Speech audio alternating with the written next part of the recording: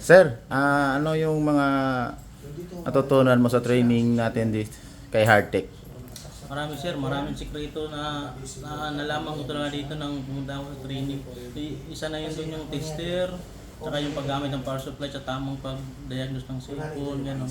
Kaya dati sir, nung board, tinititigan ko lang yan, di ko alam anong gagawin, saan ako magsimula. Ngayon, may alam na ako kung paano ko simulan, kung saan ako magpasimula pag check ng motherboard, kung ano may problema, gano'n. Tester lang pala yung susunod sa mga problema ng ating cellphone para Okay. ma-check natin. Sir, may re-recommend mo pa ba yung kay Sir Hardtech? Kung halimbawa, itong circuit line yan, ilan yan? Kung kayo gusto niyo mag-training dito kay Sir, subukan nyo na kasi marami talagang sikretong dapat mong malaman na hindi pa natin nalalaman. Kaya Dito, huwag na kayong dalawang isip, subukan nyo na. Sige sir, salamat sir.